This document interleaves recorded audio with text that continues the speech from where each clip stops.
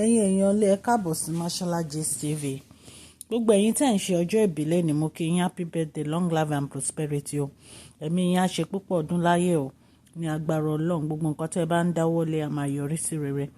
Ẹ̀yin èèyàn ilé, wọ́n ní magistrate ní Ìbàdàn ní Agodi Olabisi Ogunkanmi, àwọn ni wọ́n dá ẹjọ́ wípé wọ́n adjourn the kéèsì tí ó involve Queen Naomi sí January 13 bí a ṣe gbọ́ nìyẹn ní Magistrate Court. Wọ́n nítorí ọmọ 35 ní gbogbo àwọn ọmọ tó kú, wọ́n ní àwọn kan náà dẹ̀ ṣe farapa. Wọ́n ní so nítorí èyí wọ́n ní wọ́n máa ní láti gba béèlì wọn àbí kí wọ́n wà ní custody àwọn ọlọ́pàá. Nǹkan tí a gbọ́ nìyẹn, wọ́n ní àti Alhaji Oríyọmí náà, wọ́n ní àti principal Islamic High School Ọlájídé, wọ́n ní gbogbo wọn, wọ́n ní kán wà ní custody àbí kán gba béèlì wọn legally. So nǹkan tí a gbọ́ nìyẹn, torí èní ni wọ́n lọ sí court, Magistrate Court ní Ìbàdàn, ní Agodi Ìbàdàn. Gbogbo nǹkan tó ń ṣẹlẹ̀ yìí ó tojú sú wa nítorí pé a mọ̀ pé ọ̀pọ̀lọpọ̀ wà tó jẹ́ pé ọ̀rọ̀ tí wọ́n mọwọ́ tí wọ́n mọ ẹsẹ̀ òun ni ọ̀rọ̀ yìí. Tó bí a ṣe ń gbọ́ wọn ní pé principal Islamic High School wọ́n ní wọ́n mú wọn mọ́lẹ̀ sí Agodi, wọ́n ní wọ́n mú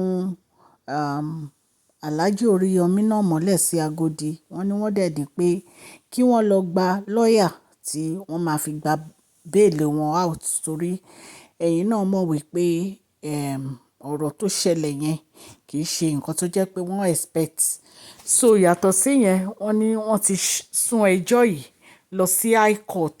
Wọ́n ní high court wípé wọ́n máa fi ojú ba ilé ẹjọ́ ní January 13 ni wọ́n àjọ̀nù ẹjọ́ yìí sí. Wọ́n ní magistrate judge yìí, wọ́n ní kò gbà kí wọ́n bu ọ̀rọ̀ yìí mọ́lẹ̀ o.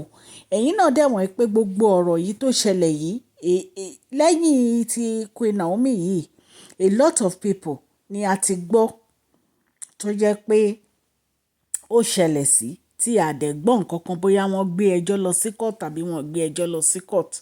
So definitely nǹkan kan ń ṣẹlẹ̀ lábẹ́lẹ̀ tí ò yé wa, ẹ̀yin èèyàn lé. Nǹkan kan ń ṣẹlẹ̀ lábẹ́lẹ̀ tí ò yé wa. Ṣé Queen Naomi inú wọn dùn bí àwọn ọmọ yẹn ṣe kú ni? Inú wọn ò dùn náà. Ṣé Alhaji Oríyọmí, ṣé inú wọn dùn bí àwọn ọmọ yẹn ṣe kú ni? Inú wọn ò dùn. Nǹkan tí ò wá yé mi ni pé kí ló dé tó jẹ́ pé ọ̀rọ̀ yìí ó wá fẹ́ di ọ̀rọ̀ ilé ẹjọ́ gíga? Kí ló dé tó jẹ́ pé ọ̀rọ̀ yìí fẹ́ di ọ̀rọ̀ high court? Because ìgbà tí mo wo tẹ bá lọ sórí social media, tẹ bá lọ sí Times, Punch, gbogbo àwọn newspaper yẹn, ẹ lọ ka nǹkan tó ń kọ síbẹ̀. Ẹ lọ kà á fúnra ara yín. Ẹ lọ sí online, kẹ́ ẹ lọ ka Punch newspaper, gbogbo newspaper Nàìjíríà ẹ lọ kà. BBC gbogbo wọn ti gbé ìpè wọn ti adjourn ẹjọ́ yìí o, ìpè ó ń lọ sí high court o ní January 13. Nǹkan tá a gbọ́ nìyẹn. Mo ní kí wọ́n torchlight ẹ̀ fún yín ni. Èmi mọ̀ pé olódodo kò kí ń kú sípò ìkà. Nàìjíríà tá a dẹ̀ wà, oríṣiríṣi nǹkan ló ń ṣẹlẹ̀ ní Nàìjíríà tó jẹ́ pé eventually ẹ máa rí pé èèyàn kan ṣá Ọlọ́run á lò fún Queen Naomi. So èmi mọ̀ pé ọ̀rọ̀ yìí á yanjú ní orúkọ Ọlọ́run, nítorí pé Queen Naomi kọ́ ló pa àwọn ọmọ yìí. Ìyà, ebi àti àwọn tí wọ́n ń lé wọn, àwọn ni wọ́n ṣe jàǹbá ikú fún àwọn ọmọ yìí. Ṣó ti yé yín? Tó bá yẹ pé ìjọba wa, tó bá yẹ pé wọ́n provide enough owó fún àwọn mẹ̀kúnnù ni, àbí wọ́n ń tọ́jú àwọn mẹ̀kúnnù, nǹkan tó ṣàwọn ọmọ yìí ò ní ṣàwọn ọmọ yìí. Wọn ò ní pọ̀ jamburata tán máa rọ́ síta fún oúnjẹ. Ṣó ti yé yín? So ìgbà tí mo rí kinní yẹn, mo ní láti wá torchlight ẹ̀ fún ẹ̀yin ará ilé létí, torí wọ́n ní wọ́n ń gba Àkúrẹ́ lọ sí Ìbàdàn tẹ́lẹ̀ ní láti lọ sí police station kó tó dé pé wọ́n wá lọ sí court lẹ́ni. Wọ́n ní magistrate court ni wọ́n lọ. wọ́n ní wọ́n dẹ̀ ti adjourn ẹjọ́ yẹn sí January 13 ìpè wọ́n lọ sí high court ṣùgbọ́n the way bí wọ́n ṣe sọ wọ́n ní wọ́n send wọn lọ sí prison. Ẹ jẹ́ kí n sọ fún yín ẹ̀yin èèyàn, ẹ fi ọkàn ara yín balẹ̀. Ṣé ẹ rí tí wọ́n bá send èèyàn lọ sí prison? Tí wọ́n bá send èèyàn lọ sí prison, wọ́n á sì fún ẹni yẹn láàyè láti jẹ́ kán gba bond ẹni yẹn. Ẹni yẹn á máa wá láti ilé wá sí ilé ẹjọ́. Bó ṣe máa ń ṣe nìyẹn. Bẹ́ẹ̀mi ṣe mọ̀ ìpọ́n ṣe nìyẹn o. Because wọ́n ní pé tí ò bá ń ṣe pé ẹni yẹn ó ní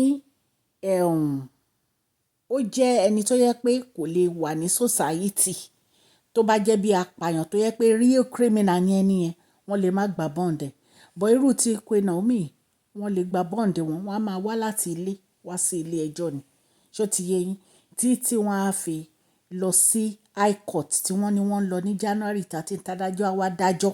Tí adájọ́ bá wá dájọ́ ìgbà yẹn ni wọ́n á tó wá mọ̀ bóyá wọ́n jẹ̀bi àbí wọn ò jẹ̀bi. Nǹkan tó ń ṣẹlẹ̀ gangan nìyẹn. So tẹ bá rí tí newspaper kọ oríṣiríṣi pọ́n ti wà ní prison, ẹ̀yin ẹ má ro gbogbo nǹkan tí newspaper bá kọ. Èmi ò rò pé wọ́n wà ní prison, wọ́n ti gba béèlì wọn, wọ́n ń lọ láti ilé lọ sí ilé ẹjọ́ ni. So wọ́n dẹ̀ ti sọ ní ìsìn pọ́n ti adjourn ẹjọ́ sí on the 13th of January. So mo mọ̀ pé wọ́n ti máa gba béèlì wọn. So wọ́n á lọ ní ìgbà tán bá fẹ́ dá ẹjọ́ high court yẹn ní on the 13. Bí èmi ṣe mọ̀ nìyẹn o. Àwọn tó dẹ̀ jẹ́ lọ́ọ̀yà ń bí náà bí wọ́n ṣe ṣàlàyé ẹ̀ fún mi, èmi ni mo fi ń sọ fún ẹ̀yin èèyàn tẹ́ wà lé. Kò sí ilé ẹjọ́ àbí court tó máa mú yàn sílẹ̀ láì má gba béèlì èèyàn. Wọ́n ní after 24 hours èèyàn ní right láti gba béèlì jáde. So nǹkan tí èmi gbọ́ nìyẹn. So ẹ̀yin èèyàn lé kò jẹ́ bó ṣe jẹ́ bí mo ṣe rí kà ní newspaper. Gbogbo newspaper ló ti gbé. Ẹ lọ wo Tribune, Punch, BBC, gbogbo ẹ máa rí ń bẹ̀. So wọ́n ní January 13 ni wọ́n adjourn the case sí. Ọlọ́run Elédùmarè á bá wa dẹ́kun gbogbo ọ̀rọ̀ yìí. Mo dẹ̀ mọ̀ pé ní agbára Ọlọ́run á ṣe ìyanu lórí ọ̀rọ̀ Queen Naomi yìí. Wọ́n á bọ́ nínú ẹjọ́ yìí because wọ́n ò pààyàn. Wọ́n ò pààyàn rárá. Àwọn kan náà pa àwọn ọmọ yẹn. Ebi àti ìyà àti àwọn èèyàn burúkú, àwọn náà jẹ́ kí ọ̀rọ̀ yìí kó rí bó ṣe rí. Mo dẹ̀ mọ̀ pé Ọlọ́run á kó wọn yọ torí oore ni wọ́n ṣe. Wọ́n ní olódodo kò kí ń kú sí ipò ìkà. Ní agbára Ọlọ́run á bá mi yọ Queen Naomi o. Kò jẹ́ bó ṣe jẹ́ ẹ̀yin ará lé. Mo dúpẹ́ lọ́wọ́ gbogbo etí tó ń gbọ́ mi ní ilé lóko àti lẹ́yìn odi. Ọlọ́run Elédùmarè ọba aláàánú á jẹ́ ká ṣọdún ayọ̀. Mo wish gbogbo yín ní Merry Christmas in advance. Ẹ̀yin èèyàn lé, orúkọ mi ni Mashola Yorùbá ni à ń sọ lórí ìkànnì yìí. À ń sọ nítorí pé àfẹ́gbàgbé àṣà àti èdè wa dẹ̀ tún sọ fún ọ̀pọ̀lọpọ̀ àwọn tí wọ́n gbọ́ Gẹ̀ẹ́sì.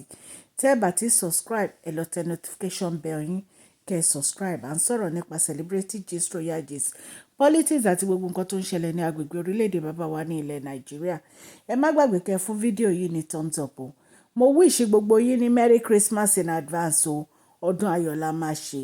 Please share this video, like and subscribe. God bless you all. Mashola Gist TV ń kí yín o, ẹ kú ọdún. A bá wa láyé, a bá wa láyé, ara o, ẹ ṣé.